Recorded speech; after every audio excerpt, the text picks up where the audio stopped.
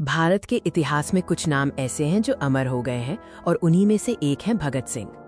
आज हम उस महान क्रांतिकारी के जीवन, संघर्ष और विचारों की बात करेंगे जिसने ब्रिटिश साम्राज्य को खुलकर चुनौती दी।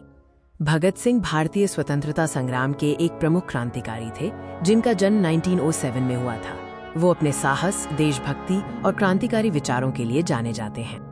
इस वीडियो का उद्देश्य ब्रिटिश राज के खिलाफ उनके अविस्मरणीय संघर्ष और भारत की आज़ादी में उनके योगदान को दर्शाना है।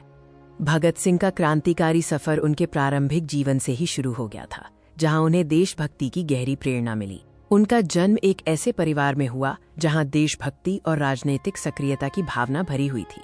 उनके चाचा और पिता स्वतंत्रता संग्राम में शामिल थे, जिसने उन्हें बचपन से ही प्रभावित किया। 1919 में हुए जलियांवाला बाग हत्याकांड ने युवा भगत सिंह के मन पर गहरा असर डाला और यहीं से उनका झुकाव क्रांति की ओर बढ़ गया। अपनी किशोरावस्था में ही भगत सिंह ने सक्रिय रूप से क्रांतिकारी गतिविधियों में हिस्सा लेना शुरू कर दिया था।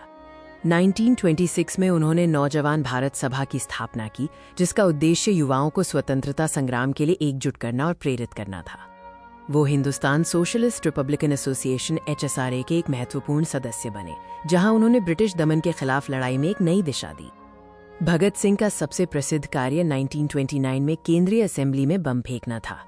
ये हमला किसी को नुकसान पहुंचाने के लिए नहीं था, बल्कि ब्रिटिश सरकार के बहरे कानों तक आवाज पहुंचाने के लिए था। उन्होंने इंकलाब जिंदाबाद के नारे लगाए। बम फेंकने के बाद भगत सिंह और उनके साथी स्वेच्छा से गिरफ्तार हो गए ताकि वे अपने विचारों को सार्वजनिक मंच पर रख सकें। जेल में भी भगत सिंह का संघर्ष जारी रहा। उन्होंने अपनी किताबें और क्रांतिकारी विचारों के माध्यम से साथी कैदियों और जनता को प्रेरित किया। उन्होंने भारतीय और यूरोपीय राजनीतिक कैदियों के बीच समानता की मांग करते हुए एक लंबी भूख हड़ताल की, जिसने पूरे देश का ध्यान आकर्षित किया।